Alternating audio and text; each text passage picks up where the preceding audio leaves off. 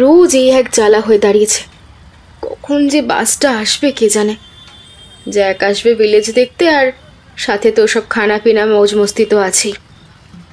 আজকে যদি টাইম মতো পৌঁছতে না পারি গ্রামে, সব অ্যারেঞ্জমেন্ট একা হাতে করি কি করে বলতো। কি কুক্ষণে যে আজ গল্পের ছলে জ্যাককে আমাদের গ্রামের বাড়ির কথা বলতে গিয়েছিলাম, এখন তার ফল হাড়ে হাড়ে টের পাচ্ছি। আর জ্যাকটাও হয়েছে অমনি, কথাটা একেবারে লুফে নিয়ে সঙ্গে সঙ্গে আমাকে বলল আমাদের গ্রামের বাড়ি দেখতে যায়। ওকে ওখানে নিয়ে যাবার কথা আমাকে বারবার বলছিল। ও আগে নাকি কখনো গ্রাম দেখেইনি, বারণও করা যায় না মুখের ওপর। অগত্যা রাজি হতেই হলো। বিদিশা বাস স্ট্যান্ডে দাঁড়িয়ে ওর কলিগ সুস্মিতার সাথে এই প্রসঙ্গে আলোচনা করছিল। ওরা দুজনে একই কলেজের প্রফেসর। সুস্মিতা বলল, জ্যাক মানে সেই ছেলেটা তো যার ছবি সেদিন তুই আমায় দেখালি? ওর তো শৈশব কেটেছে পুনেতে ওর মায়ের সাথে, তাই না? হ্যাঁ রে, আসলে জ্যাকের মা কলকাতায় একটা নামি আইটি সেক্টরে চাকরি করতেন। সেখান থেকে ওনাকে পুনে পাঠানো হয়। জ্যাকের বাবা তখন কলকাতায় পোস্টিং। উনি মাঝে মধ্যে ছুটি ছাটায় পুনায় চলেও যেতেন। ওখানেই জ্যাকের জন্ম হয়। ওর মা পুনেতেই সেটেল করতে চেয়েছিলেন, কিন্তু জ্যাকের বাবা প্রাইভেট সেক্টরে সার্ভিস করেন এবং ওনার কর্মক্ষেত্র বরাবরই কলকাতাতেই। তাই জ্যাক বড় হওয়ার পর উনি ওকে নিয়ে কলকাতায় চলে আসেন, আর ওনাদের পারিবারিক ব্যবসায় জ্যাককে নিযুক্ত করে দেন। সেই থেকে জ্যাক কলকাতাতেই রয়ে গেছে। ও খুব একটা ভালো বাংলাও বলতে পারে না, কথায় ওর হিন্দির টানই বেশি। সে যাই হোক, সেটা কিছু ম্যাটার করে না, কিন্তু আসল সমস্যাটা অন্য জায়গায়। জ্যাক ওর সাথে যে জিনিসপত্রগুলো আনবে বলেছে, তার জন্য একটা উপযুক্ত পরিবেশ তো দরকার। আর সেটার জন্যই সারাদিন কলেজে ব্যস্ত থেকে বাড়িতে গিয়ে আবার হাড় ভাঙা খাটুনি খাটতে হবে। আমাকে আজ রাতের মধ্যে গ্রামের বাড়িটা গোছগাছ করে ফেলতে হবে। এই জন্যই আমি চেয়েছিলাম কলকাতাতেই কোনো হোটেল কিংবা ওর বাড়িতে মিট করার একটা ব্যবস্থা করতে। ওর বাড়ি তো ফাঁকাই থাকে, কিন্তু ওর ভিলেজ দেখার স্বাদ হয়েছে, তাই ও এখানেই আসতে চায়। আমাদের মাটির দোতলা বাড়ি দেখতে বেশ ভালোই লাগে, কিন্তু ঘরগুলো যে ভীষণ অগোছালো হয়ে আছে। আমি তো একাই থাকি, তাই সবসময় ঠিক করে গুছিয়েও ওঠা হয় না। ওখানে তো আর ডাইনিং হল বলে আলাদা করে কিছু নেই। ছোট থেকে যতবার আমি গ্রামে গিয়েছি, এক চালার বিশাল রান্নাঘরে মাটিতে আসন পেতে পাত পেরে খেয়েছি, তখন ওটাই ভালো লাগতো। কিন্তু পাকাপাকি ভাবে শহরে চলে আসার পর এখানকার আদব কায়দা লাইফস্টাইল এতটাই অভ্যস্ত হয়ে উঠেছি, গ্রামের বাড়িতে আর একটুও থাকতেই ইচ্ছে করে না। এদিকে ঠাকুরদা মারা যাবার পর থেকে বাড়ির দেখাশোনার জন্য আমাকেই যাতায়াত করতে হয়। বাবারও তো বয়স হয়েছে, ওনার পক্ষে আর ব্যবসা ছেড়ে ওখানে যাতায়াত করা সম্ভব হয় না। কেউ না থাকলে পঞ্চভূতেই সব লুটে পুটে খাবে। অগত্যা আমাকেই এখানে থেকে ডেইলি প্যাসেঞ্জারি করতে হয়। কিন্তু হেসেলে বসে তো আর ড্রিঙ্ক করা যায় না, কেমন যেন একটা বেমানান লাগে। তাই একতলার বৈঠকখানা ঘরটাকেই সাজিয়ে গুছিয়ে রাখতে হবে। ওখানে একটা শ্বেত পাথরের টেবিল আর 3টে চেয়ারও আছে। ভাবছি একপাশে রাখা তক্তা পোষে নতুন চাদর পেতে ঘরটাকে একটু সাজিয়ে গুছিয়ে নেব। একটু ঝাড়পোছও করতে হবে, অথচ বাসটাই এখনো এলো না। সময় মতো বাস না পেয়ে অস্থির হয়ে উঠেছিল বিদিশা। ট্রেন থেকে নেমে বাস স্ট্যান্ডে দাঁড়িয়ে কিভাবে কি সাজাবে তার একটা চক আউট করে নিল মনে মনে। সুস্মিতার সাথে সে ব্যাপারে কথা বলছিল। এমন সময় বাস এসে গেল। সুস্মিতাকে বাই করে বিদিশা ঝটপট উঠে পড়ল। একটা সিট ফাঁকা পেয়ে বসে পড়ল এদিক ওদিক দেখে নিয়ে। বাসের বেশিরভাগ যাত্রী গ্রাম্য দেহাতি লোকজন।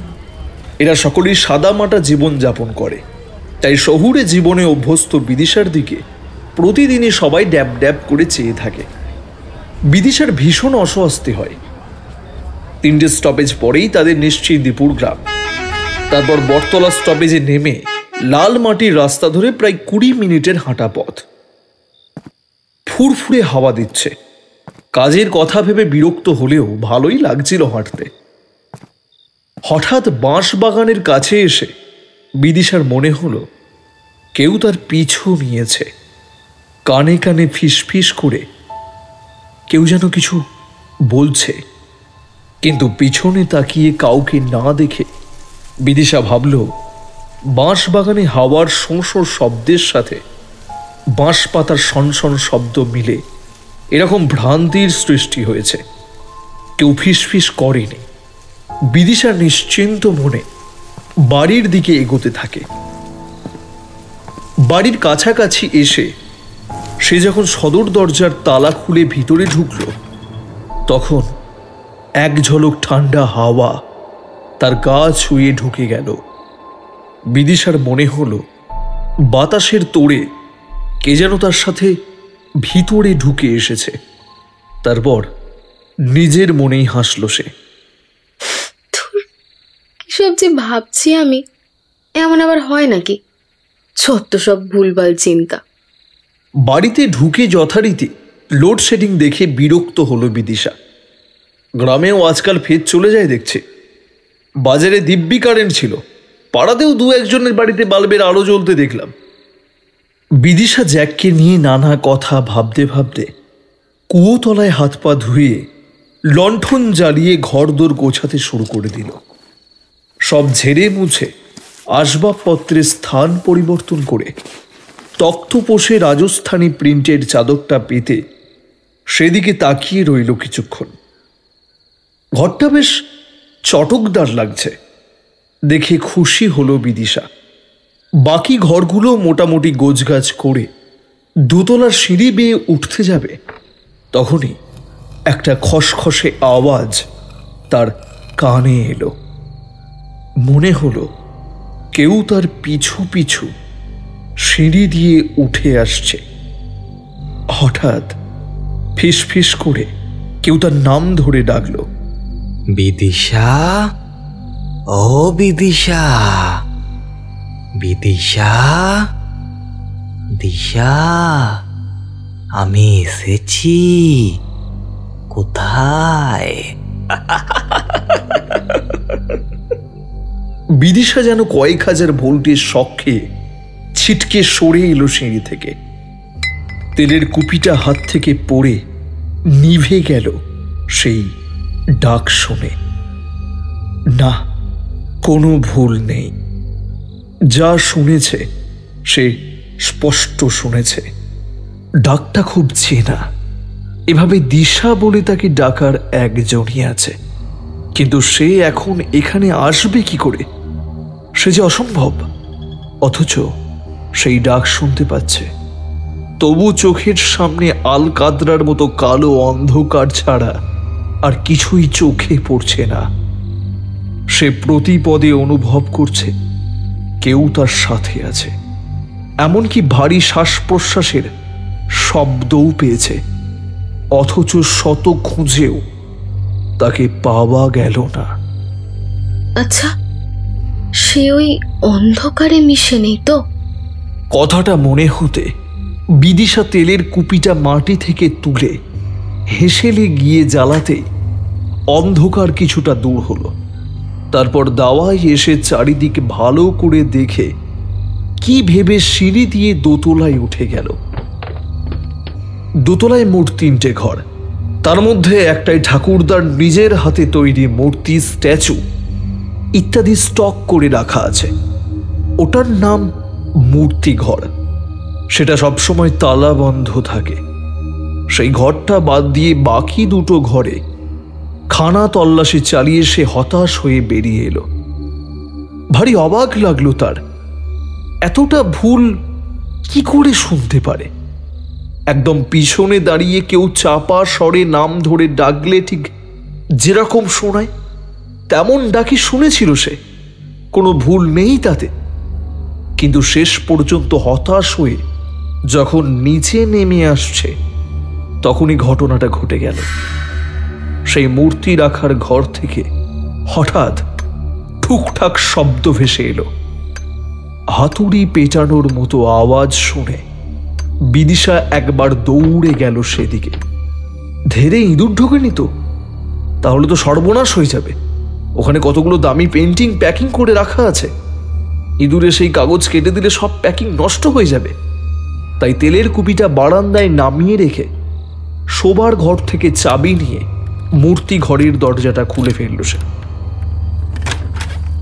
কাল জ্যাককে মূর্তিগুলো দেখাতে হবে। ঘরদোর সাজাবার দারুণ সব স্ট্যাচু আছে। ওর যদি কোনোটা পছন্দ হয়ে যায় তাহলে চড়া দাম দিয়ে কিনেও নিতে পারে।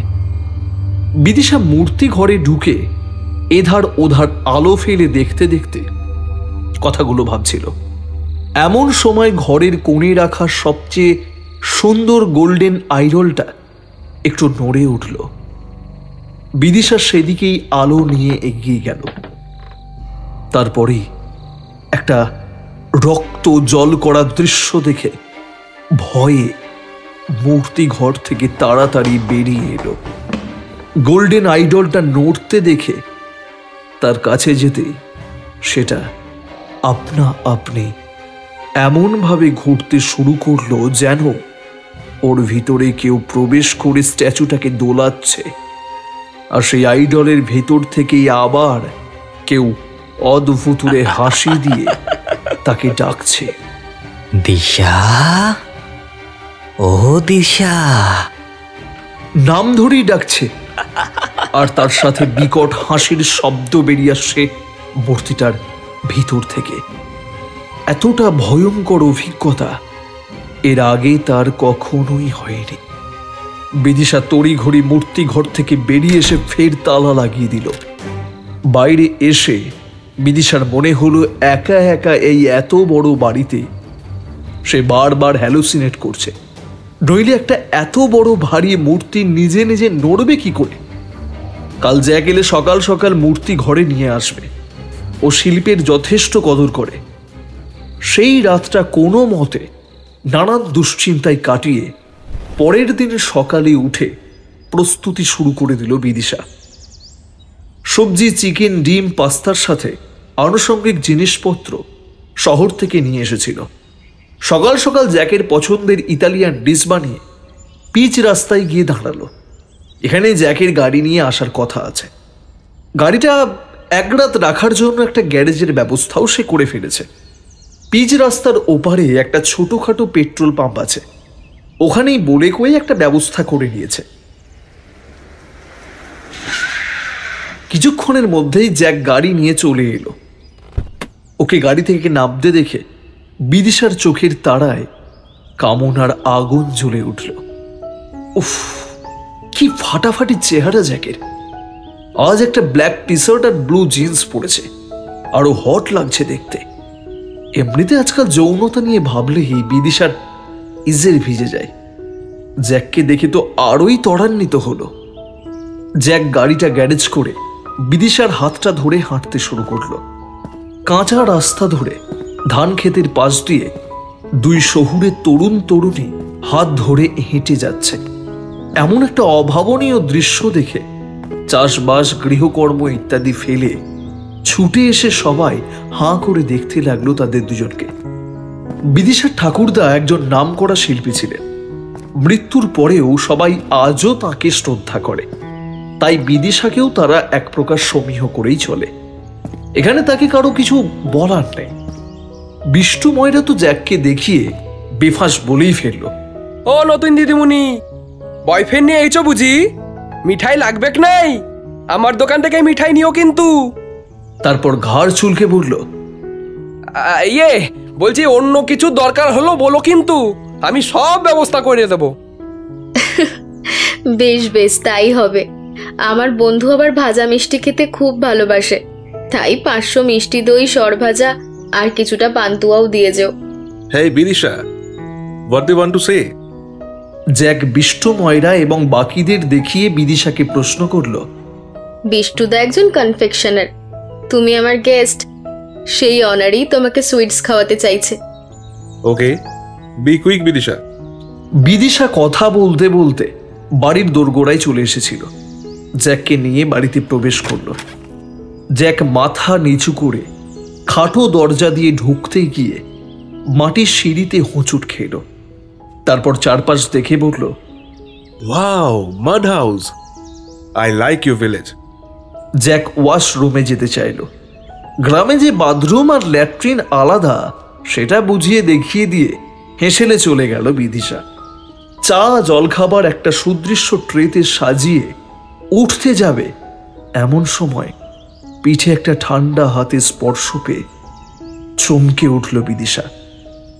জ্যাক পিছনে এসে দাঁড়িয়ে আছে, কিন্তু জ্যাকের হাত এতটাই ঠান্ডা যে সেই হাতের ছোঁয়ায় বিদিশার শরীরে শিহরণ খেলে গেল। জ্যাক বিদিশাকে পিছন থেকে জাপটে ধরল, তারপর ওর কানের কাছে মুখ নিয়ে হঠাৎ পরিষ্কার বাংলায় বলল, খাওয়া দাওয়া পরে হবে, আগে তোমাকে চাই। সেদিন পাবে তোমাকে দেখার পর থেকে আর নিজেকে ঠিক রাখতে পারছি না। ব্রেকফাস্ট পরে করব, তার আগে বেডরুমে চলো প্লিজ। বিদিশারও আর তর্সই ছিল না।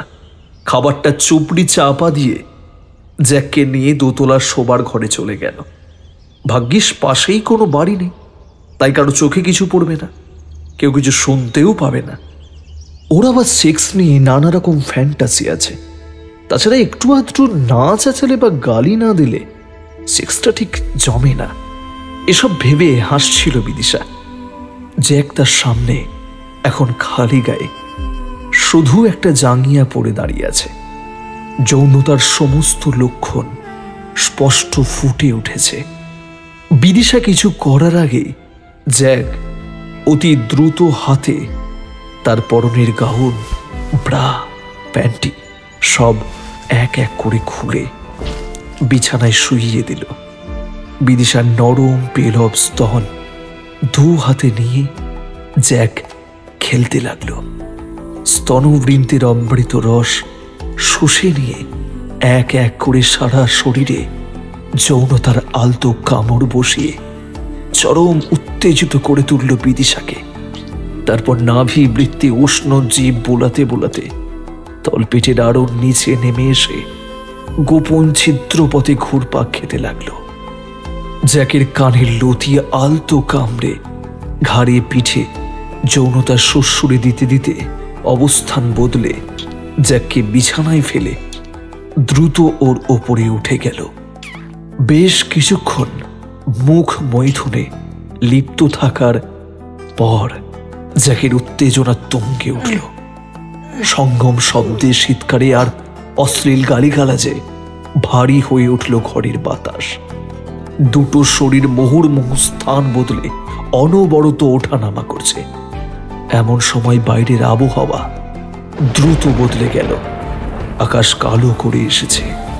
বজ্র বিদ্যুৎ সহ মুষলধারে বৃষ্টি শুরু হলো। সাত সকালেও রাতের অন্ধকার ঘনিয়ে এসেছে চারপাশে। হঠাৎ কোথা থেকে বৃষ্টির শব্দকে ছাপিয়ে হিংস্র সাপদের চেয়েও ভয়ানক গর্জন ভেসে এলো। বিদিশা এতক্ষণ চোখ বুজে শুয়েছিল। সেই অতি প্রাকৃত গর্জন শুনে ভয়ে কানে বালিশ চাপা দিয়ে চিৎকার করে উঠল।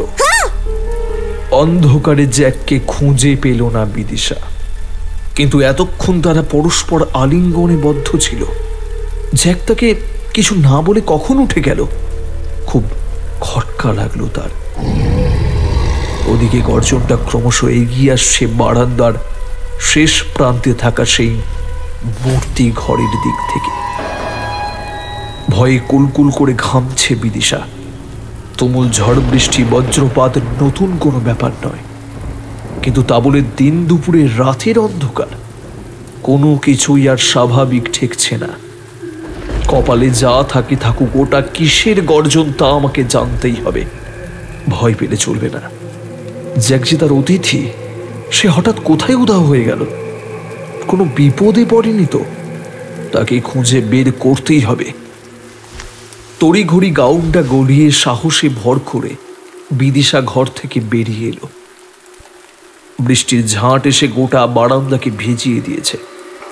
মূর্তি ঘরের দরজাটা হাট করে খোলা দেখে ভয়ে বিস্ময়ে বোবা হয়ে গেছে বিদিশা। তারপর ভাবল, জ্যাক কি তবে কৌতূহলবশত চাবি নিয়ে ঘরটা খুলেছে? সেই সম্ভাবনার কথা মনে হতে একটা টর্চ নিয়ে ছুটে গেল মূর্তি ঘরের দিকে। ভিতরে চাপচাপ অন্ধকার জমাট বেঁধে আছে। এই ঘরের জানলা দরজা 24 ঘন্টায় বন্ধ থাকে। রোদ হাওয়া ঢোকে না, তাই ঘরের ভিতরে বরাবর স্যাঁতস্যাঁতে ভাব থাকে। কিন্তু এতটা ঠান্ডা লাগে না কখনো, অথচ ঠান্ডা ক্রমশ বাড়ছে। বৃষ্টির ভিজে বাতাসের থেকেও বেশি ঠান্ডা। বিদিশা মূর্তি ঘরে দ্বিতীয় কারো অস্তিত্ব টের পেল। ঘরের ভিতরটা বড় বড় মূর্তি, স্ট্যাচু আর প্যাকিং বাক্সে ভর্তি। এদিক ওদিক টর্চের আলো ফেলে বিদিশা জিজ্ঞেস করল, জ্যাক, জ্যাক, তুমি কোথায় বলো তো? তুমি কি ঘরেই আছো? তুমি কিন্তু খুব নটি। আমাকে এভাবে ভয় দেখানোর জন্য কোথাও একটা ঘাপটি মেরে রয়েছো, তাই না? বেরিয়ে এসো, বেরিয়ে এসো বলছি। বেরিয়ে আসো না, তখন থেকে বলছি। কপট রাগ দেখিয়ে হাসি মুখে বললেও জ্যাকের কোনো সাড়া শব্দ পাওয়া গেল না। তার বদলে নারকীয় গর্জন ভেসে এলো মূর্তিগুলোর দিক থেকে। ভয়ে হাতের টর্চ লাইটের গোল কাঁচটা মেঝেতে পড়ে ভেঙে চুরমার হয়ে গেল। কয়েক সেকেন্ডের মধ্যেই বিদিশা টের পেল গর্জনটা একটা নির্দিষ্ট মূর্তির ভেতর থেকে কানে আসছে, সেই গোল্ডেন আইডলটার ভিতর থেকে। হঠাৎ সেটা জোরে নড়ে চড়ে উঠল, যেন কেউ মূর্তির ভিতর থেকে বেরিয়ে আসতে চাইছে। ঠকাঠক ঠকাঠক শব্দ হয়ে চলেছে। বিদিশা ওখানে আর এক মুহূর্ত দাঁড়ালো না, বেরিয়ে এলো সঙ্গে সঙ্গে। ও ঘরে জ্যাক থাকতে পারে না। ঘরটা বহু বছর ধরে অব্যবহৃত রয়েছে। ওখানে নির্ঘাত কোনো অশরীরই বাসা বেঁধেছে। বিদিশা ঘরে তালা দিয়ে দৌড়ে নিচের তলায় নেমে এলো। জ্যাক নিচের কোনো ঘরেই নেই। ল্যাট্রিনের দরজা খোলা রয়েছে। কলঘরটা দেখবে কিনা ভাবছে, এমন সময় গোয়াল ঘরের দিক থেকে একটা চাপা গোঙানির শব্দ ভেসে এলো। গরু নেই, কিন্তু গোয়াল ঘরের অস্তিত্ব রয়ে গেছে। গোয়াল ঘরের পাশে চাষাবাসের যন্ত্রপাতি, ধান গমের বস্তা ইত্যাদি রাখার একটা ছোট্ট ঘর আছে। ওখান থেকেই গোঙানিটা ভেসে আসছে। এক লাফে মাটির দাওয়া থেকে রান্নাঘরের সামনে দিয়ে সেই ঘরের দিকে এগিয়ে গেল। জ্যাক মাটিতে হাত পা ছড়িয়ে পড়ে আছে। দেহে প্রাণের অস্তিত্ব রয়েছে, তবে অজ্ঞান হয়ে গেছে। চোখে মুখে জলের ঝাপটা দিয়ে জ্যাকের জ্ঞান ফেরানো হলো। জ্যাক বিদিশাকে দেখে ভয়ে কুঁকড়ে গেল। তারপর আগের মতোই বাংলা হিন্দি মিশিয়ে বলে উঠল, আমি এখানে আর নাইট স্টে করিবে না। তোমার গ্র্যান্ডপা কে ঘর ঘোস্ট है। সরি জ্যাক, আমি কিছু না জেনেই তোমাকে এখানে নিয়ে এসেছি। Please pardon me. তুমি রেডি হয়ে নাও, আমি তোমাকে মেন রোডে চলো পৌঁছে দিয়ে আসি। কিন্তু তার আগে আমাকে একটা প্রশ্নের উত্তর দিয়ে যাও তো, কি ঘটেছিল তোমার সাথে? তুমি তো আমার হাত ধরেই উপরের রুমে এলে, তারপর আমাদের মধ্যে। বিদিশার কথা শেষ হলো না, তার আগেই জ্যাক ধমকের সুরে বলল, are you getting mad Vidisha? तुमने तो वॉशरूम दिखा के किचन में चली गई। उसके बाद हम तुम्हार वेट करছিলাম কিচেনের বাইরে। দেন তুমি আমাকে कैटल हाउस के पास लिए गेले। हमें सब कुछ घूर घूर के देखছিলাম। तुम वहां थोड़ा वेट करने के लिए बोली। मैं तो कब से खड़ा था, पर तुम नहीं आई। अभी तुम्हारे किचन में भी ढूंढे छी और बेडरूम में भी, लेकिन तुम कहीं नहीं थी। फिर उसके बाद मैं अचानक एक अजीब सा चीखने की आवाज सुना, और कैटल हाउस के पास जो छोटा सा घर था, उसके अंदर से कोई मुझे जोर से खींचा। डर के मारे मैं सेंसलेस हो गया। বিদিশা সব শুনে থম মেরে গেল। তার মানে সে কিচেনে যাবার পর জ্যাকের সাথে কোনো অতিলৌকিক ঘটনা ঘটে গেছে। এর চেয়েও ভয়ঙ্কর ঘটনা তার নিজের সাথেও ঘটেছে। সুতরাং এ বাড়িতে জ্যাককে নিয়ে আর এক মুহূর্তও থাকা উচিত হবে না। খারাপ কিছু ঘটে গেলে সে জ্যাকের বাবাকে কি জবাব দেবে? জ্যাককে নিয়ে বেলাবেলি বেরিয়ে পড়ল বিদিশা। ওর গাড়িতে কলকাতা পৌঁছে কলেজ হয়ে একেবারে নিশ্চিন্দিপুরে ফেরার সিদ্ধান্ত নিল সে। শত ভয় লাগলেও গ্রামে বাড়িটা হাতছাড়া করা ঠিক হবে না। বহুদিন বন্ধ হয়ে পড়ে থাকার ফলে এসব উপদ্রব হয়েছে। একজন তান্ত্রিককে নিয়ে এলে কেমন হয়? নিজেই নিজেকে প্রশ্ন করল বিদিশা। শেষ পর্যন্ত সেটাই ঠিক হলো। জ্যাক ওকে কলেজে ড্রপ করে পাবে চলে গেল, আর কখনো বিদিশার সাথে কোথাও যাবে না বলে স্থির করে সে। ওদিকে বিদিশা কলেজ ছুটির পর বন্ধু সুজিতের মামার শরণাপন্ন হলো। উনি একজন সিদ্ধতান্ত্রিক। তিনি সব শুনে খানিকক্ষণ নীরবে থেকে বললেন, তোমার কথা শুনে আমার মনে হচ্ছে সত্যি কোনো ভয়ঙ্কর প্রেতাত্মার আগমন ঘটেছে তোমাদের ওই মূর্তির ঘরে। তবে সেই প্রেতাত্মার আসল পরিচয় জানার জন্য আমাকে তোমাদের গ্রামের বাড়িতে যেতে হবে। পরশু শনিবার অমাবস্যা, ওই দিন ওই বাড়িতে নিয়ে যেতে পারলে আরো ভালো হয়। বিদিশা সঙ্গে সঙ্গে রাজি হয়ে গেল। ঠিক হলো অজয় শুক্রবার দুপুরের ট্রেনে ওর মামাকে নিয়ে নিশ্চিন্দিপুর রওনা দেবে। এই বিদিশা, এই তোর ঠাকুরদার বাড়িটা কোথায় জানো? বিদিশা বিকেলবেলায় ঘরের মেঝেতে বসে পায়ে নেল পলিশ পড়ছিল। অজয়ের কথা শুনে মুখ বেঁকিয়ে বলল, কেন রে শালা, ওই গন্ডগায়ের কথা আবার জিজ্ঞেস করছিস যে হঠাৎ? আরে তুই বলেছিলি না যে তোর ঠাকুরদা মারা যাবার পর থেকে ও বাড়িতে এখন আর কেউ থাকে না? হ্যাঁ তো, কেউ তো থাকে না, কিন্তু তাতে কি? আমার মাথায় একটা প্ল্যান এসেছে, শুনবি? হ্যাঁ বল, একটু জলদি বল, আমার একটু তাড়া আছে। জানি কিসেরা তো তারা। আজ রজত মালটা বাড়িতে একা আছে, সেই সুযোগে ফুর্তি মারাতে যাচ্ছিস, তাই তো? ওই গাইয়া ছেলেটার মধ্যে তুই এমন কি পেলি যে বাদ বাকিদের ভুলে গেলি? ও তুই বুঝবি না, কি একটা বলবি বলছিলি, তাড়াতাড়ি বল। বলছিলাম দুটো রাত তোর ঠাকুরদার বাড়িতে কাটিয়ে আসলে কেমন হয়? শুধু রজতের কথা ভাবলেই হবে। এদিকে আমার যে কতদিন ছিপ ফেলা হয়নি, এবারে বড়শিতে গেঁথে খেলিয়ে খেলিয়ে তুলতে চাই। কিন্তু মৎস্যকন্যাটা কে শুনি? নতুন আমদানি করেছিস বুঝি? ধুস, নতুন আর পাচ্ছি কোথায়, সব বাসি মাল। ওদের তোলার চেয়ে তোকে তোলাই ভালো।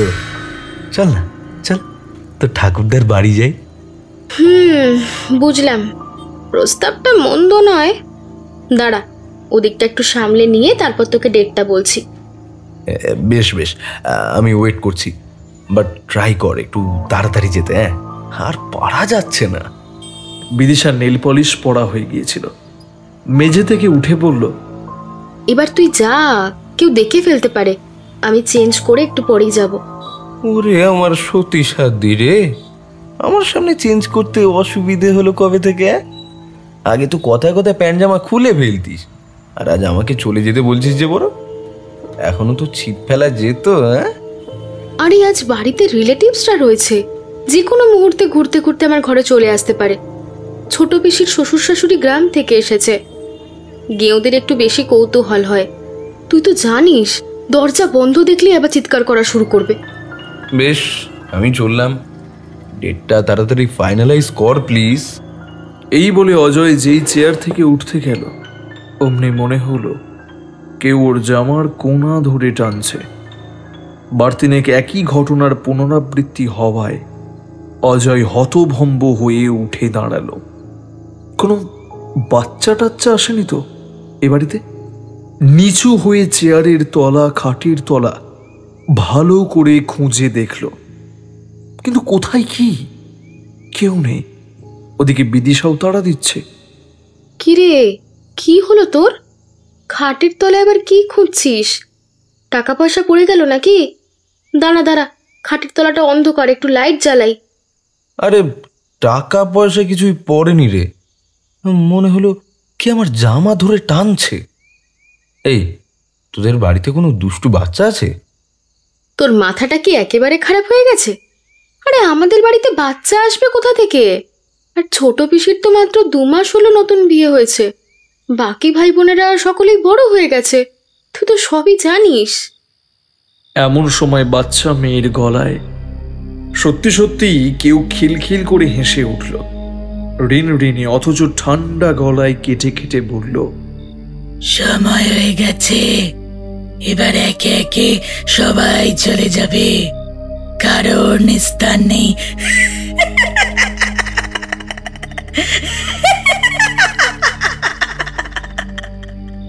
সেই হাড় হিম করা হাসি শুনে আতকে ওঠে অজয় আর বিদিশা। অজয় বলল, বিশ্বাস হলো এবার? তোর ঘরে বাচ্চা মেয়ে এলো কি করে? বিদিশার গলা শুকিয়ে কাঠ হয়ে গেছে। কি জবাব দেবে সে? বাইরে মেন গেট তো বন্ধ রয়েছে, তাছাড়া গেটের বাইরে ড্রাইভার নিতাইদা সবসময় গাড়ি নিয়ে দাঁড়িয়ে থাকে। একটু আগেও তো সে দেখে এসেছে। আশেপাশের বাড়িতে অনেক বাচ্চাই আছে, তাদেরকেও ঢুকে এনে নিতাইদা দেখতে পেয়ে যেত। হয় আমার কাছে নিয়ে আসতো অথবা মেয়েটাকে ওর বাড়িতে রেখে আসতো। তারপর আরও একটা কথা মনে হতেই চমকে উঠল দুজনে। ঘরের দরজা তো বন্ধ, তাহলে কোনো বাচ্চা যদি নিতাইয়ের চোখ এড়িয়ে বাড়িতে ঢুকে থাকে, তাহলে সে এ ঘরে আসলো কি করে? অথচ মেয়েটার গলা দুজনেই স্পষ্ট শুনেছে। এখনো খাটের নিচ থেকে হাসির আওয়াজ ভেসে আসছে। বিদিশা নিজের কানকেও বিশ্বাস করতে পারল না। দিন দুপুরে দুঃস্বপ্ন দেখছে ভেবে নিজেকে চিমটি কেটে দেখল। তারপর দুজনে মিলে আতিপাতি করে ঘরের চারপাশটা খুঁজে দেখল। বিদিশার ঘরটা বেশ বড়, আসবাবপত্রে ঠাসা। সব সরিয়ে ভালো করে খুঁজে দেখল, কিন্তু কোথাও কোনো বাচ্চা মেয়ের চিহ্ন মাত্র দেখতে পেল না। হাসির শব্দটা ক্রমেই বেড়ে চলেছে। অজয়ের দাঁতে দাঁত লেগে গেছে। বিদিশাও ভয়ে ঠক ঠক করে কাঁপছে। কারো মুখে কোনো কথা নেই। অজানা আশঙ্কায় পরস্পরের হাত ধরে দাঁড়িয়ে আছে। হাসি থামিয়ে সেই অদৃশ্য শক্তি বলে উঠল, আমার ভুডু সোনা সব কটাকে খতম করে দেবে, কেউ বাঁচবে না, কেউ না।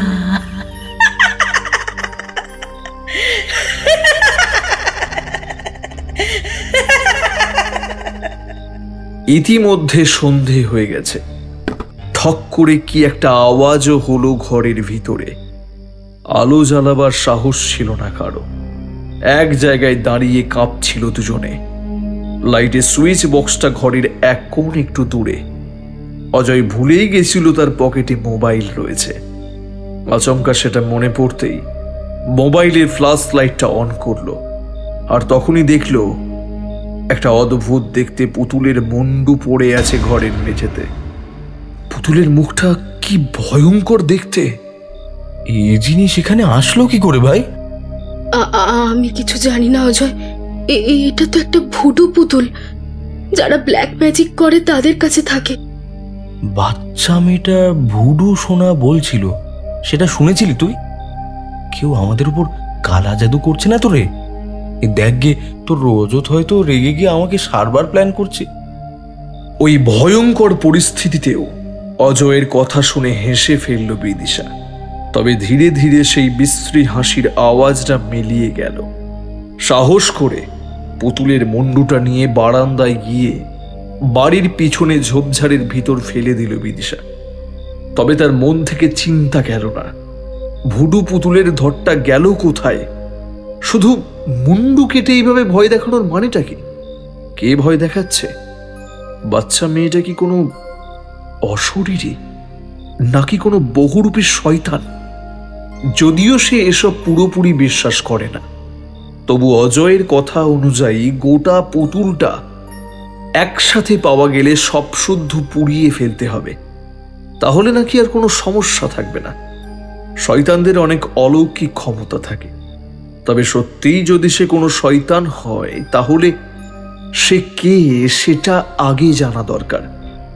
এসব নানা চিন্তায় ডুবেছিল বিদিশা। অজয়ের ডাকে সম্বিত ফিরে পেল। বাইরে বেরিয়ে বিদিশা বলল, ধুর, আজ আর মুডই নেই রজতের কাছে যাবার। যা সব অদ্ভুতুরে কাণ্ড ঘটে গেল। চল আজ বরং একটু পাবেই যাই, অনেকদিন যাওয়া হয়নি। অজয় এক পায়ে খাড়া। অজয়ের এক বন্ধুর বাবা ওই পাবের মালিক। বন্ধুর বাবা মাঝে মাঝে আসেন, বন্ধুই পাবটা চালায়। ফলে ওখানে যথেচ্ছাচারিতা করার সম্পূর্ণ স্বাধীনতা রয়েছে। বিদিশার সাথে এই তালে একটু ঘনিষ্ঠ হওয়া যাবে, সে কথা ভেবে অজয় বেশ উৎসাহিত হলো। অজয়ের বন্ধুর নাম জ্যাকি। বিদিশা এর আগে যতবার এখানে এসেছে জ্যাকি কোনো না কোনো কাজে ব্যস্ত থাকার জন্য ভালো করে পরিচয় হয়নি। আজ জ্যাকি ফ্রি। রিসেপশনে বসে একটা বিদেশি ম্যাগাজিন পড়ছিল।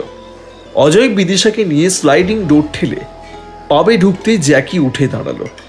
বিদিশার সাথে হ্যান্ডশেক করে বলল, hi Bidisha, how do you do? Bidisha কিছু বলার আগে অজয় বলল, ও বিন্দাস আছে। আজ রজত, কাল সুজিত, পরশু মানে ঘাড় চুলকে নিজের কথাই বলতে যাচ্ছিল। তবে অজয়ের বাকি কথাগুলো জ্যাকির কানে ঢুকলো না। সে তখন মুগ্ধ হয়ে বিদিশাকে দেখছে। বিদিশার মুখের ওপর থেকে চোখ সরাতেই পারছে না। এদিকে বিদিশার মনেও একই রকম তোলপাড় চলছে। জ্যাকিকে খুব কাছ থেকে দেখে বিদিশার শরীরে একটা রোমাঞ্চকর অনুভূতি জেগে ওঠে। ওই সুপুরুষ যুবকটি চওড়া ছাতিতে ঝাঁপিয়ে পড়ে নিজের দেহের যাবতীয় খিদে তেষ্টা মিটিয়ে নিতে ইচ্ছে করছে এখনই। কিছুক্ষণের মধ্যেই জরুরি ফোন কল পেয়ে অজয় বাড়ি চলে গেল। ড্রিঙ্ক করে জম্পেশ আড্ডা দিল জ্যাকের সাথে। কথায় কথায় বিদিশার গ্রামের প্রসঙ্গ উঠেছিল। জ্যাক শুনে লাফিয়ে উঠে বলল, মুঝে भी एक दिन अपने गांव ले चलो। বিদিশা নাক সিটকে বলল, ওখানে তোমার ভালো লাগবে না জ্যাক, খুব রিমোট এরিয়া, বারবার ইলেকট্রিসিটি চলে যায়। শহরের মতো এরকম অ্যাটাচ বাথও নেই, সব কিছু বেশ শূন্য রকম। কালচারের আকাশ পাতাল তফাৎ, তোমার ভীষণ অড লাগবে। तुम्हारा कंपनी तो मिलेगा बेब, কোনো অসুবিধা হবে না আমার। একটা ডেট ফিক্সড করে নিল দুজনে। সেদিন জ্যাক গাড়ি নিয়ে নিশ্চিন্দিপুর রওনা দিয়েছিল এবং অদভুতুরে ঘটনার সম্মুখীন হয়।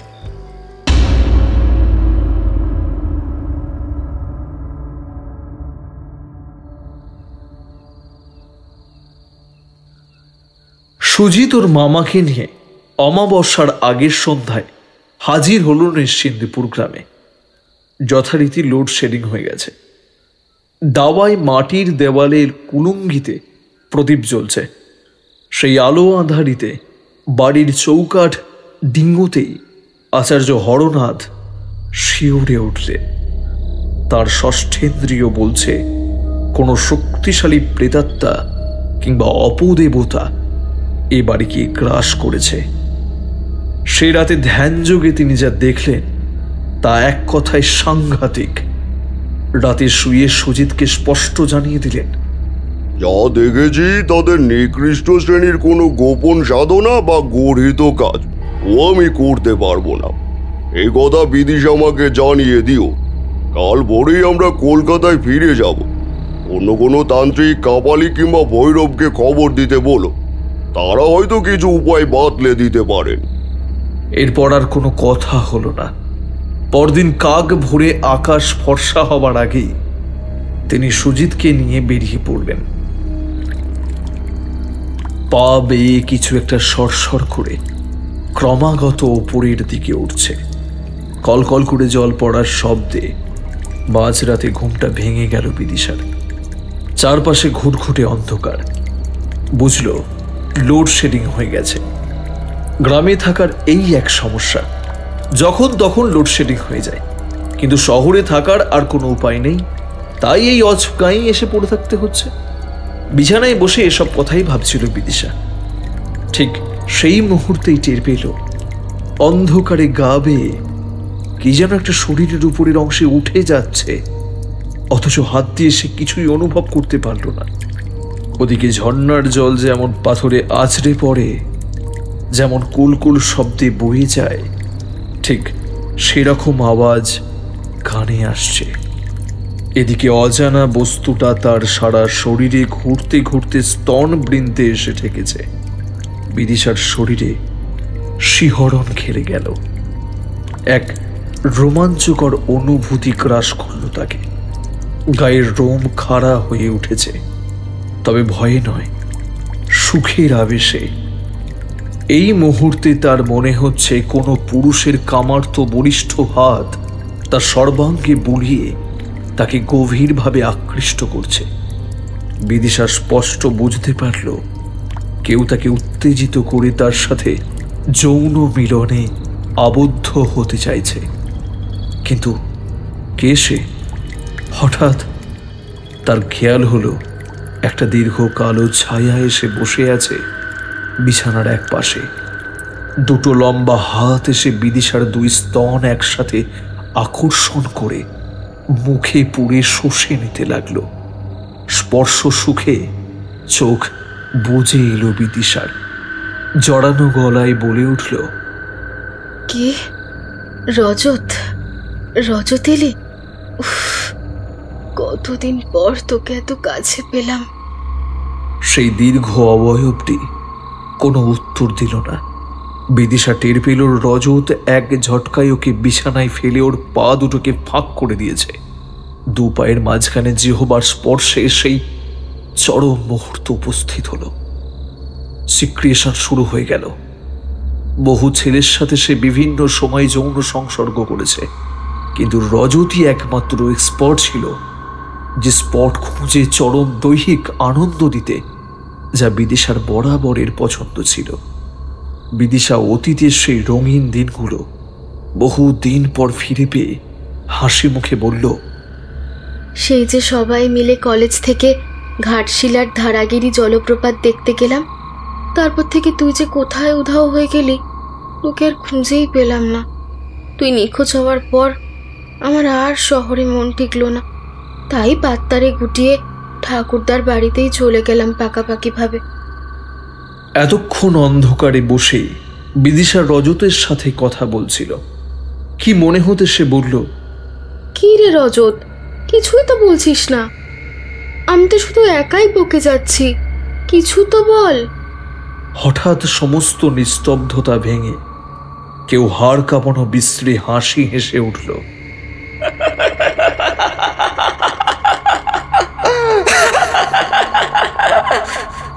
ভয়ে চমকে উঠল বিদিশা। কার হাসি শুনছে সে? ভারী শ্বাস প্রশ্বাসের শব্দ শুনে রজতকে ছুটে গিয়ে টের পেল কেউ নেই সেখানে। পাশে কাঠের টেবিলে একটা কেরোসিন তেলের কুপি রাখা ছিল। অন্ধকার হাতড়ে সেটা জ্বালিয়ে দেখল কেউ নেই ঘরে। তাহলে তাহলে কে এসেছিল তার কাছে? কার জীবের স্পর্শ পেল সে?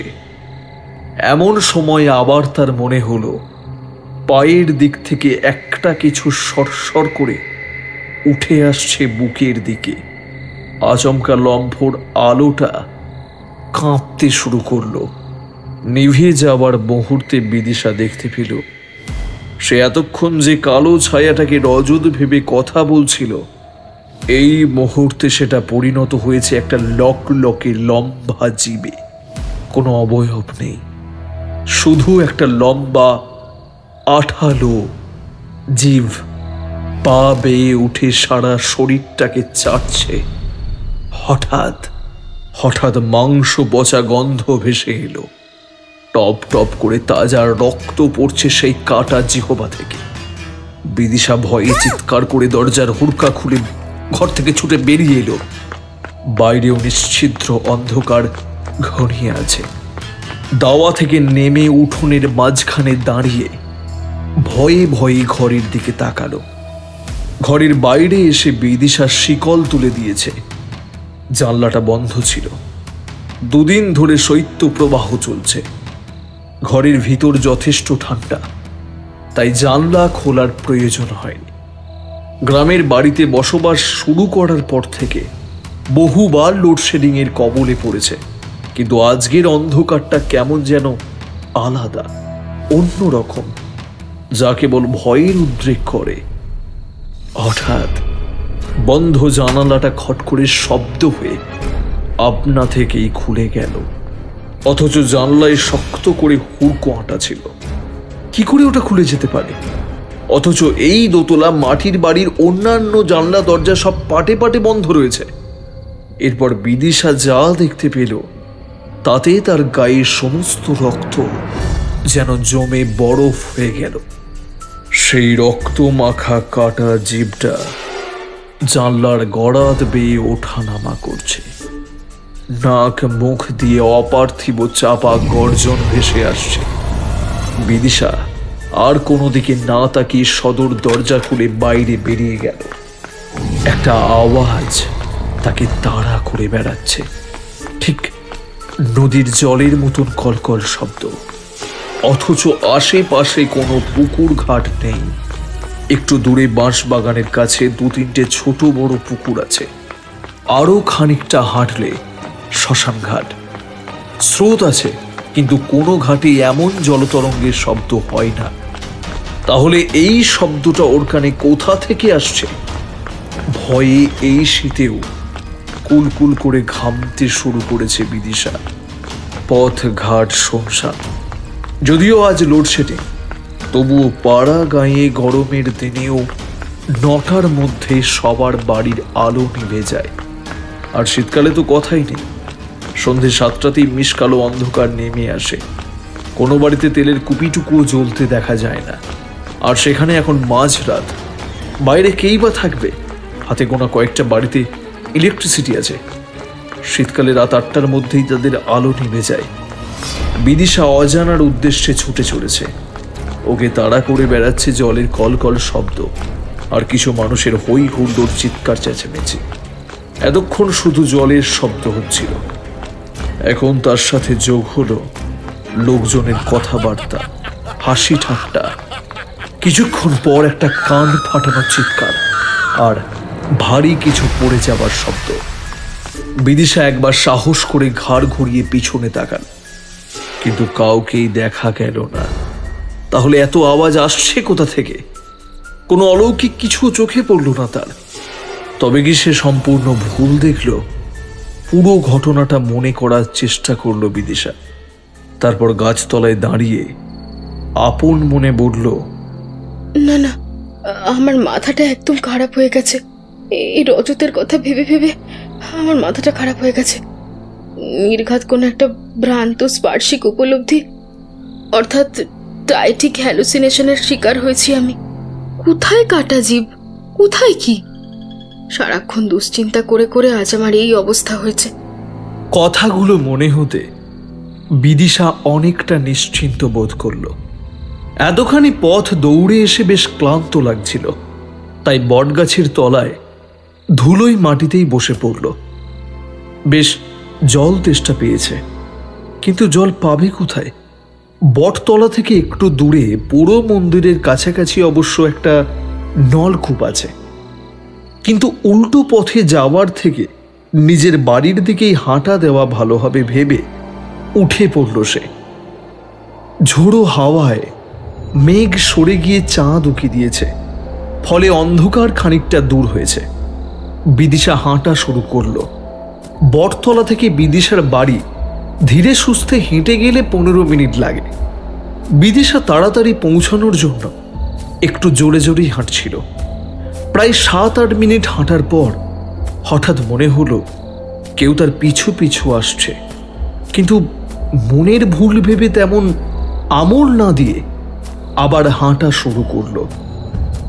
জোরে হাঁটার ফলে আর মাত্র মিনিট 3 পথ বাকি ছিল, তাই কাছাকাছি এসে হাঁটার গতিটা একটু কমিয়ে দিল সে। মেঠো পথের দিকে এক দৃষ্টি তাকিয়ে হাঁটছিল বিদিশা। হঠাৎ তার মনে হলো লাল মাটির রাস্তাটা একটু যেন বেশি লাল মনে হচ্ছে। ধীরে ধীরে রংটা আরো গাঢ় হয়ে গেল। কি মনে হতে আকাশের দিকে তাকাতেই বিদিশার বুকটা ছ্যাঁত করে উঠল। মনে মনে বলল, এ কি, গোল থালার মতো রূপলি চাঁদরা হঠাৎ ব্লাড মুনে পরিণত হলো কি করে? কিন্তু ওটা কি? মাথার ওপর বেশ কিছুটা উঁচুতে একটা লম্বা মতন কিছু ঘুরপাক খাচ্ছে।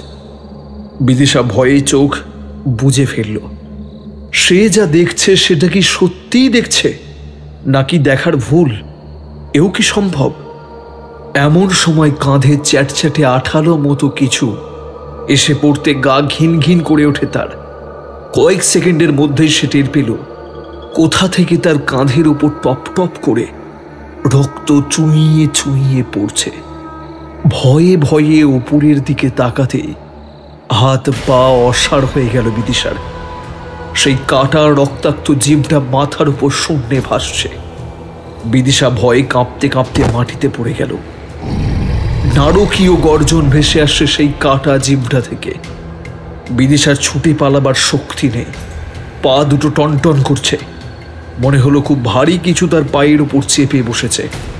তবু কিছুক্ষণের চেষ্টায় অবশেষে কোনো রকমে উঠতে পেরে পা টেনে টেনে চলতে লাগলো। ওই তো সদর দরজাটা এখনো খোলাই রয়েছে। তখন তাড়াহুড়ো বন্ধ করতে ভুলে গেছে বিদিশা। যাই হোক, আর চিন্তা নেই তার, এবার ঘরে ঢুকে শুয়ে পড়লেই হলো। শরীর আর চলছে না বিদিশার। বিদিশা উঠোনের এক পাশে পোশাকটা ছেড়ে রেখে পাতকুয়ো থেকে জল তুলে হাত পা ধুয়ে নিল। জম্পের শীত পড়েছে। দাওয়ায় উঠে ঝটপট দড়িতে টাঙানো ফুল স্লিভ নাইটিটা দ্রুত গলিয়ে নিল গায়ে। ঠান্ডায় এতক্ষণ বাইরে থেকে খুব মাথা যন্ত্রণা করছিল।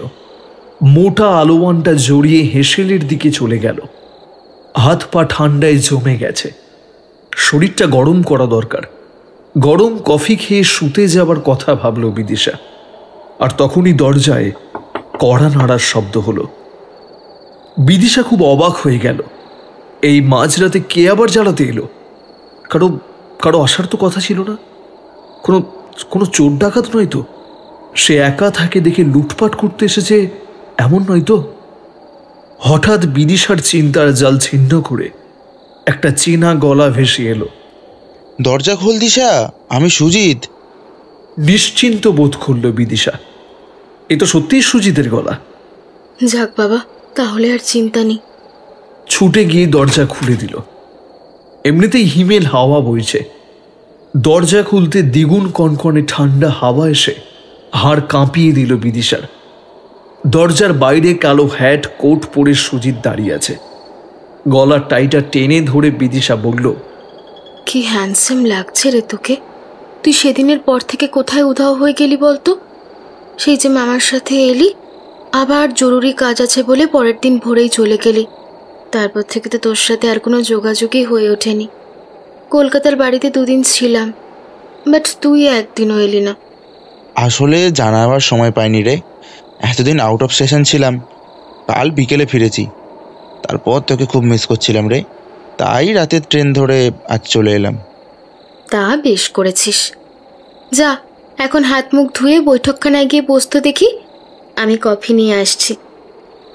সুজিত ঘরে গিয়ে তক্তাপোষের ওপর বসে পড়ল। হেসেল থেকে কাপ প্লেটের ঠুংঠাং শব্দ ভেসে আসছে। লম্ফোর মৃদু আলোয় ঘরের দেওয়ালে আসবাবপত্রের ছায়া পড়ে অদ্ভুত আকৃতির সৃষ্টি হয়েছে। বিদিশা কফি আর টুকিটাকি খাবার নিয়ে বৈঠকখানায় ঢুকতে গিয়ে থমকে দাঁড়ালো। কেমন যেন ধোঁয়া ধোঁয়া হয়ে রয়েছে ঘরটা। সুজিতকে অন্যরকম লাগছে। মনে হচ্ছে কোনো রক্ত মাংসের শরীর নয়, একটা ধোঁয়াটে অবয়ব তক্তাপোষে বসে আছে। চোখ মুখ ভাসা ভাসা। বাইরে যা কুয়াশা, সেই ঠান্ডা ঘরে ঢুকে কুয়াশার সৃষ্টি করেছে হয়তো। সেই কথা ভেবে বিদিশা নিশ্চিন্ত হলো। কাপ ডিশটা ট্রে থেকে নামিয়ে সুজিতের হাতে ধরিয়ে দিয়ে বলল, নে কফিটা জলদি খেয়ে নে, নয়তো ঠান্ডা হয়ে যাবে কিন্তু। তারপর দ্রুত কফির কাপ শেষ করে সুজিত ঘনিষ্ঠ হয়ে ওর কোলে বসল। ওর শার্টের ওপরের 2টো বোতাম খুলে রোমশ বুকে হাত বোলাতে বোলাতে জড়ানো কণ্ঠে বলে উঠল, এই জিৎ, কি রে, আগের বার তো কিছুই করা গেল না। কফিটা খেয়ে চল না বেডরুমে যাই।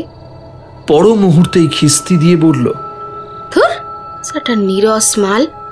কয়েকদিন ধরে কেমন হাড় কাঁপানো শীত পড়েছে, সঙ্গে তো 2 বোতল পাইট নিয়ে আসতে পারতিস। যাকে, আমার কাছে অবশ্য একটা ভোদকার বোতল আছে, গতকাল কলেজ থেকে ফেরার সময় নিয়ে এসেছি। দাঁড়া, বের করি ওটা। বিদিশা একটা ঘোরের মধ্যে ছিল, তাই কোনো দিকে তার খেয়াল ছিল না।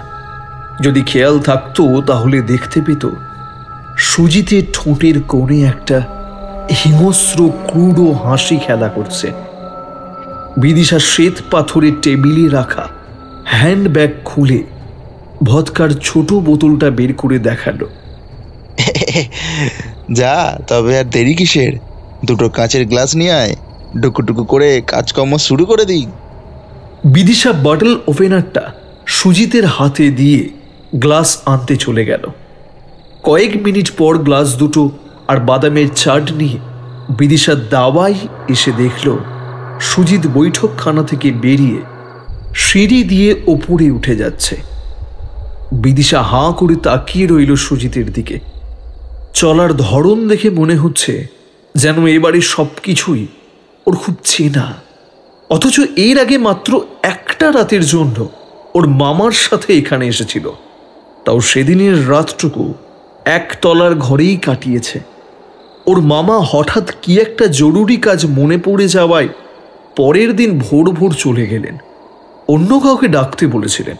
অবশ্যই এখন কিছুদিন সব ঠিকঠাকই চলছে, তাই তার কাউকে ডাকার দরকার হয়নি। আবার কখনো কিছু অস্বাভাবিকতা নজরে এলে জানানো যাবে ক্ষণ। সুজিতটা কি উপরের বেডরুমে আসর জামাতে চাইছে? হ্যাঁ হ্যাঁ, তাই হোক, বরং ক্ষতি কি? ও তো না ভেবে আমি বরং উপরে চলে যাই। সুজিতের পিছন পিছন বিদিশাও চলে গেল, কিন্তু দোতলায় উঠে বেডরুমে না ঢুকে সুজিত শটান হাঁটা দিল সেই মূর্তি ঘরের দিকে। বিদিশা হাঁক পেড়ে বলল, আরে ওদিকে কোথায় যাচ্ছিস রে? শোয়ার ঘরে আয়। কিন্তু সুজিত ওর কথা না শুনে মূর্তি ঘরের সামনে দাঁড়িয়ে দরজা খোলার চেষ্টা করছে। এটা দেখে বিদিশা তাড়াতাড়ি হাতের জিনিসপত্র বারান্দায় রেখে সেদিকে ছুটে গেল। সুজিতকে ওই দরজার হুড়কোটা খুলতে বারণ করছে। বিদিশা বলতে চাইছে, বলছে ঘরটা যেমন তালাবন্ধ রয়েছে তেমনই থাক, ওটা আর খোলা হয় না। সুজিতের আচার আচরণ ইতিমধ্যে বেশ পাল্টে গিয়েছিল। হিংস্র ভাব ফুটে উঠেছিল ওর চেহারায়। অন্ধকারে চোখ দুটো ধক করে জ্বলে উঠল বিদিশার কথা শুনে। ঘর ঘরে চাপা গর্জন ভেসে আসছিল সুজিতের নাক মুখ থেকে। দাঁত খিচিয়ে ক্রুব্ধ স্বরে বলে উঠল, আমার দম বন্ধ হয়ে আসছে, দরজাটা খুলে দে, যেতে দে আমাকে, যেতে দে। বিদিশা ভ্রু কুচকে কয়েক সেকেন্ড তাকিয়ে রইল সুজিতের দিকে, তারপর জোর ধমক দিয়ে বলল, কি সব উল্টোপাল্টা বকছিস বলতো? ওই বদ্ধ ঘরের ভেতর ঢুকলে নিঃশ্বাস বন্ধ হওয়ার উপক্রম হয়, আর তুই বাইরে খোলা হাওয়ায় দাঁড়িয়ে বলছিস দম বন্ধ লাগছে। তুই কি জেগে জেগে স্বপ্ন দেখছিস নাকি? তোর ওপর না নিশ্চয়ই কোনো নির্ঘাত ভূত ভর করেছে। চল ঘরে চল। বিদিশা সুজিতের হাত ধরে টেনে নিয়ে গেল, কিন্তু সুজিতের হাতে হাত দিতেই ঠান্ডা ছ্যাঁকা খেল। উফ, কি অস্বাভাবিক ঠান্ডা হাত! যতই শীতের রাগ হোক, এত ঠান্ডা হাত কি কোনো জীবন্ত মানুষের হতে পারে? যেন এই মাত্র মর্গের রেফ্রিজারেটর থেকে বেরিয়ে এসেছে। সুজিতকে তাড়াতাড়ি ওখান থেকে সরিয়ে বেডরুমে নিয়ে গেল। সুজিতের মাথা সত্যিই খারাপ হয়ে গেছে। সে হঠাৎ তর্জন গর্জন ছেড়ে হাসতে হাসতে বিদিশাকে জড়িয়ে ধরে বলল, ধুর পাগলি, ভূতে ভর করবে কেন? এতক্ষণ এমনি মজা করছিলাম তোর সাথে। বিদিশাও হেসে ফেলল। ওকে আর কিছু বলার সুযোগ না দিয়ে সুজিত ব্যস্ত হাতে বিদিশার ডিপ লো নেক কামিজটা খুলে দিয়ে বক্ষ বন্ধনী থেকে মুক্ত করে আনল গোলাপি মসৃণ স্তন দুটোকে। দু হাতে তুলে ধরে আফগানিস্তান কিশমিশের মতো বৃন্ত দুটো মুখের কাছে এনে বৃত্তাকারে জিভ বোলাতে লাগল। আহা! বিদিশা ততক্ষণে নিম্নাঙ্গের সমস্ত আচ্ছাদন খুলে ফেলেছে। সুজিত বিদিশাকে পাঁজা কোল করে বিছানায় শুইয়ে দিল। বিদিশা দু পা দুদিকে প্রসারিত করে শুয়ে আছে তার পছন্দের কাম উত্তেজক প্রেমের খেলা পূর্ব রাগের অপেক্ষায়। যে জিনিসটা বিদিশা বরাবর পছন্দ করে, রজতের কাছে বহুবার দাবি করেছিল, অথচ রজত তা দিতে অস্বীকার করে, সেটা আজ সুজিতের কাছ থেকে পুষিয়ে নিতে চায়। রজতকে সে কখনো ভালোবাসেনি। তার কাছে ভালোবাসা মানে শুধুই যৌনতা। রজতের সাথে সম্পর্ক চলাকালীন রজত তার দিদির দেওর সুজিতের সাথে আলাপ করিয়ে দিয়ে বলেছিল, meet her, my would be Bidisha Roy Barman. সুজিতকে দেখে ওর বেশ আকর্ষণীয় লেগেছিল। সুন্দর সুপুরুষ চেহারা। তারপর একদিন ফোন করে এখানে আসার ইনভাইট করেছিল, কিন্তু তার মাঝখানে হঠাৎ ওই অশরীরীর উৎপাত ঘটে গেল।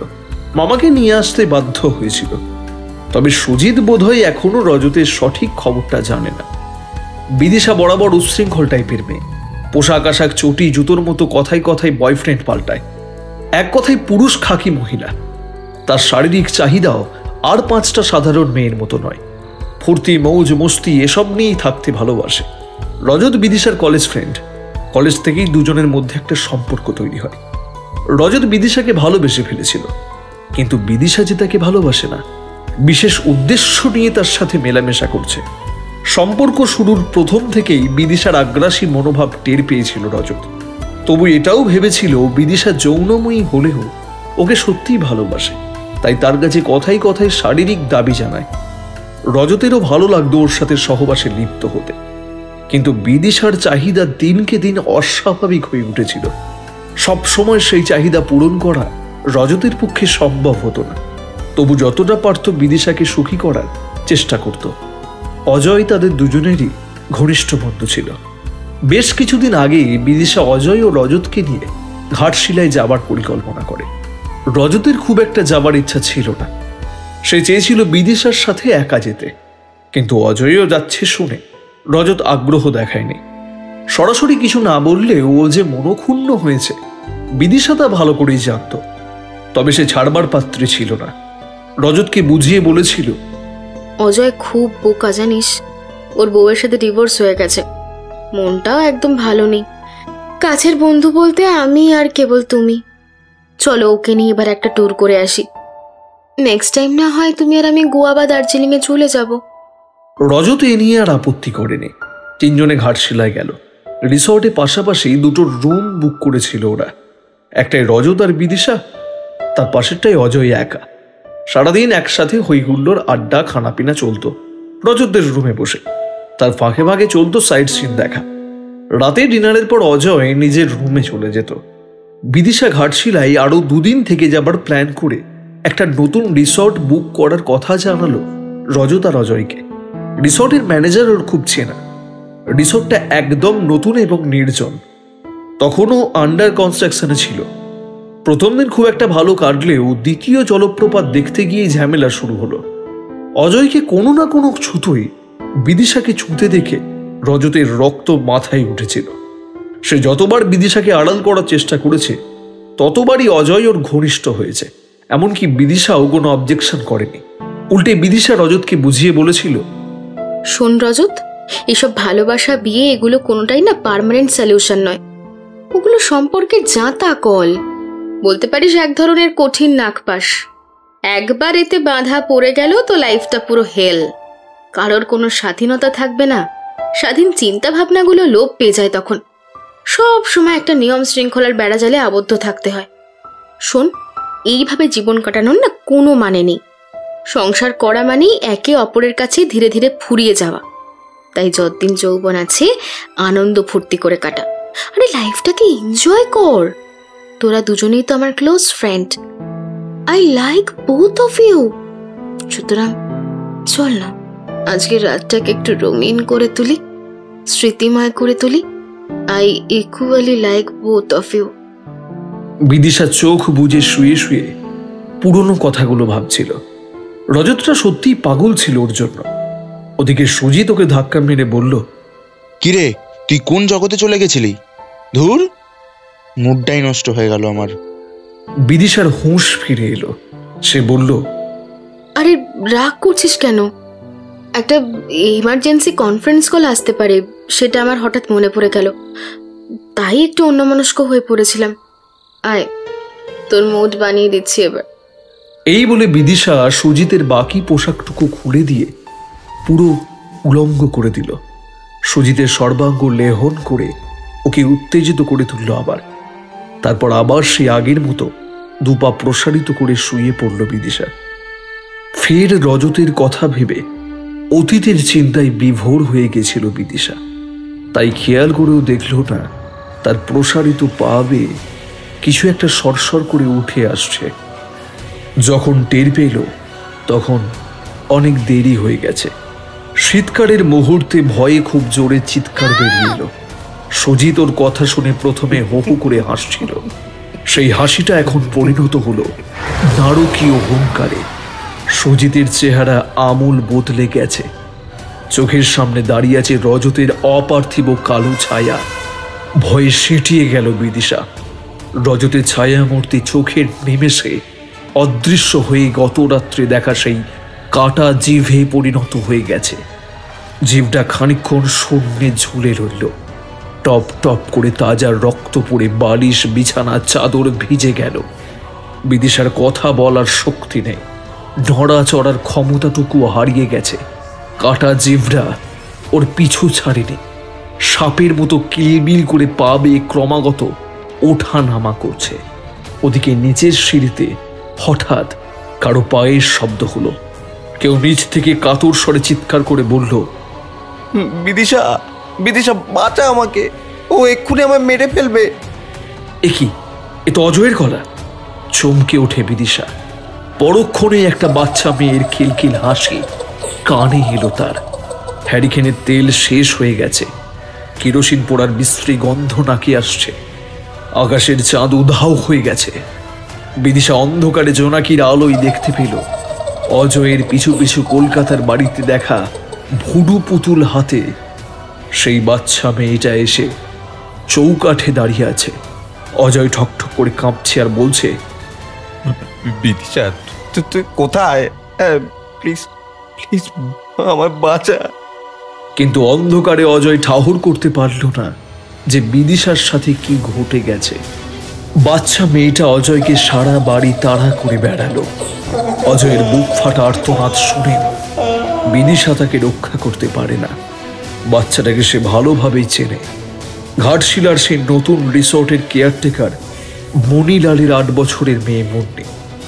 বাচ্চা মেয়েটার কোলে সবসময় ভুডু পুতুলের মতো দেখতে একটা কদাকার কালো পুতুল থাকত।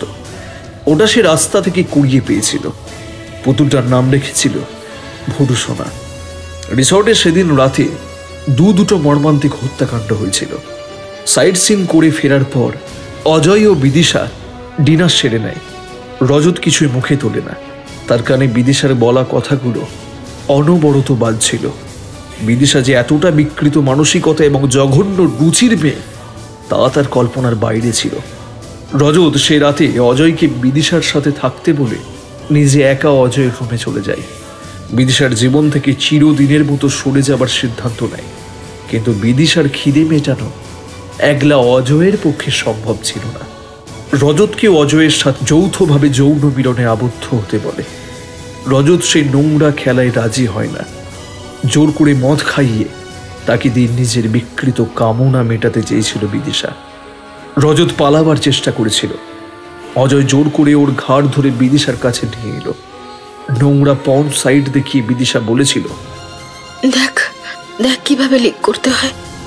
রজতের নিজের উপর ঘেন্না হয়। চুপ করে তাকিয়ে থাকে।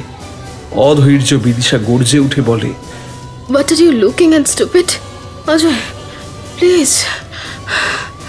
রজত আর সহ্য করতে পারল না। এক ঘুষিতে বিদিশার নাক মুখ ফাটিয়ে দিয়েছিল। অজয় ও বিদিশা মদের গ্লাস ভেঙে সেই কাঁচ ঢুকিয়ে দিয়েছিল এপর ওপর করে। সেই হত্যাকাণ্ড দেখে ফেলেছিল কেয়ারটেকার মণিলালের বছর 8 মেয়ে মুন্নি। মুন্নির মায়ের সেদিন প্রসব যন্ত্রণা উঠেছিল। ম্যানেজারের কোনো সাড়া না পেয়ে মণিলাল মুন্নিকে একা রেখে হসপিটালে চলে গিয়েছিল। যাবার সময় বলে গেছিল রজতের কথা। রজত যখনই বেরোতো মুন্নির জন্য চকলেট, ক্যাডবেরি, খেলনা ইত্যাদি নিয়ে আসতো। মাত্র 2 দিনেই খুব ভাব হয়ে গিয়েছিল মুন্নির সাথে। ওকে দেখে নিজে ছোট্ট ভাগ্নির কথা মনে পড়ে যেত। মাত্র কদিনের অজানা ঝড়ে তার আদরের ভাগ্নি পিউ অকালে ঝরে গেছিল। মণিলালের আসন্ন প্রসবা স্ত্রীকে দেখে, তোমাদের তো আরেকটি সন্তান আসছে। রজত মুন্নিকে কলকাতায় নিয়ে যাচ্ছে। ওকে ভালো স্কুলে ভর্তি করে দেবে। ও তার কাছেই থাকবে। মুন্নিও তার রজ আঙ্কেলের বড্ড ন্যাওটা হয়ে উঠেছিল। তাই মণিলাল হসপিটালে যাওয়ার আগে মুন্নিকে বলেছিল, মুন্নি বেটি, ব্যাঞ্জার বাবু কোথায় গেছে জানি না, তোর মাকে হসপিটাল নিয়ে যাচ্ছে। কোনো দরকার হলে রজত আঙ্কেলের ঘরে চলে যাস, কেমন? চিন্তা করো না বাবা, আমি একা থাকতে পারবো। আঙ্কেল তো এখন ঘুমিয়ে আছে, যদি দরকার হয় তখন ডাকবো। তুমি মাকে নিয়ে তাড়াতাড়ি যাও। মণিলাল নিশ্চিন্ত হয়ে চলে গেছিল। রজতের রুম ছিল ফার্স্ট ফ্লোরে। মুন্নি কিছুক্ষণ তার পুতুল খেলনাপাতি নিয়ে খেলার পর তার রজত আঙ্কেলের কাছে যাওয়ার জন্য দোতলায় উঠে গেল। সেটাই বাচ্চা মেয়েটার কাল হয়ে দাঁড়ালো। মুন্নি যখন রজতের রুমের সামনে পৌঁছালো, ভেতর থেকে গোঙানি ও চিৎকারের শব্দ শুনে কি হোল দিয়ে রজতকে খুন হতে দেখে নিয়েছিল। ওরা রজতকে মেরে ফেলার আগে ওর জিভটা কেটে নিয়েছিল। মুন্নি ছোট হলেও সবই বুঝতে পেরেছিল। রুমের বন্ধ দরজায় পদাঘাত করে কাঁদতে কাঁদতে বলেছিল, তোমরা দুষ্ট লোক, রজত আঙ্কেলকে তোমরা মেরে দিয়েছ। আমি পুলিশ আঙ্কেলের কাছে গিয়ে সব বলে দিচ্ছি। সঙ্গে সঙ্গে দরজা খুলে মুখ চেপে ধরেছিল। ধুঁকতে ধুঁকতে অতি কষ্টেও মুন্নি বলে গেছিল, রজত আঙ্কেল একদিন ফিরে আসবে, আমিও আসবো, তোমরা কেউ বাঁচবে না সেদিন, কেউ না। এরপরই ওরা মুন্নিকে বালিশ চাপা দিয়ে শ্বাসরোধ করে হত্যা করেছিল। মুন্নিকে ম্যানেজারকে আগেই প্রচুর টাকা খাইয়ে অন্যত্র সরিয়ে দিয়েছিল। তারপর সব প্রমাণ লোপাট করে ফোন করে বলেছিল একটা গাড়ির বন্দোবস্ত করে দিতে, যাতে দুটো ডেড বডি নিয়ে যাওয়া যায়। ম্যানেজার মানিকলাল একটা মালপত্রে ঠাসা টেম্পো নিয়ে এসেছিল। তাতে ডেড বডি দুটো তুলে রাতারাতি পাচার করে দিল বিদিশাদের গ্রামের বাড়িতে। পুলিশের চোখে ধুলো দিয়ে আলাদা গাড়ি করে তারা গ্রামে রওনা দিয়েছিল সেই রাতেই। কিছুদিন পর টেম্পোওয়ালা আর ম্যানেজারের বিকৃত পচা গলা লাশ পাওয়া গেছিল ওই রিসোর্টের অদূরেই একটা জলাশয় থেকে। সাক্ষ্য প্রমাণ মেটাতে অজয় একদিন ওদের গলা টিপে খুন করে জলে ফেলে দেয়। গ্রামে পৌঁছে মুন্নির দেহটা প্রথমে গ্রামের একটা পরিত্যক্ত কবরখানার মাটিতে পুঁতে দেয় ওরা। বিদিশা সমস্যায় পড়ে গেল রজতের রক্তাক্ত দেহটা নিয়ে। অজয় পরামর্শ দিয়ে বলল, আরে এত চিন্তা করার কি আছে তোদের ওই মূর্তিটা ঘরে থাকতে? মানে তুই কি বলতে চাইছিস? তুই শুধু মার্কেট থেকে গোটা একটা মূর্তি তৈরির মতো আন্দাজ করে প্লাস্টার অফ প্যারিস জোগাড় করে আন, বাকি কাজ আমার।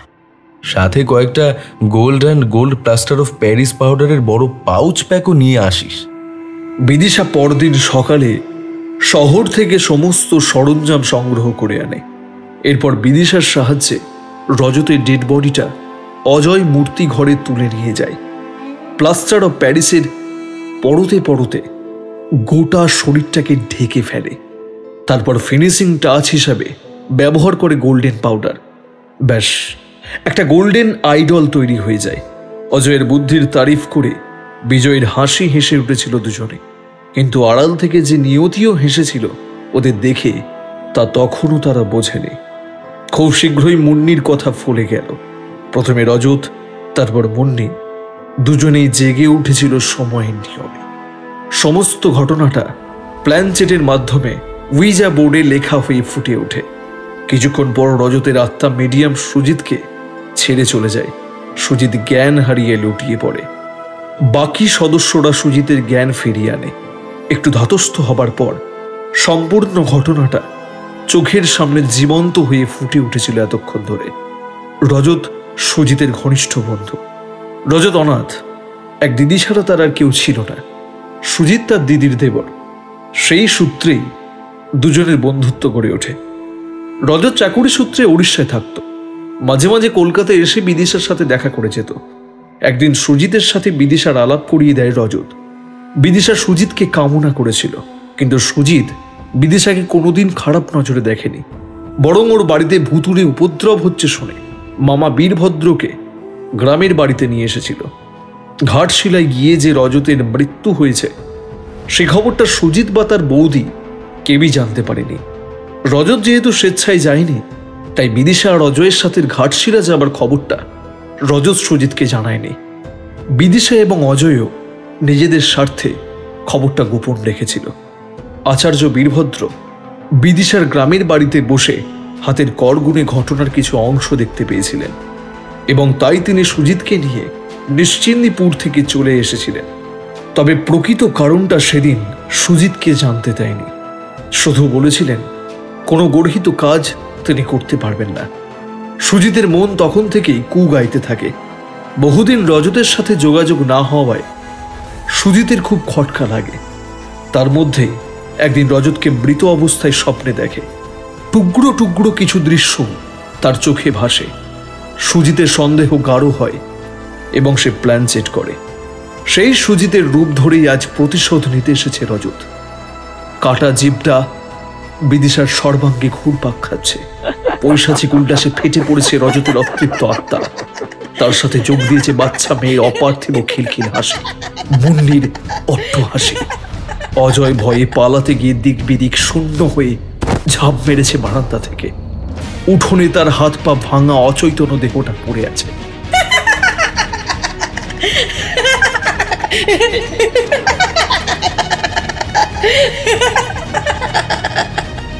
মুন্নির হাসি আর থামছে না। গোটা বাড়ি থরথর করে কেঁপে উঠল। বিদিশারও নিস্তার নেই সেই কাটা জিভের কবল থেকে। জিভের সাথে ঝুলছে লম্বা তীক্ষ্ণ দাঁতের শাড়ি।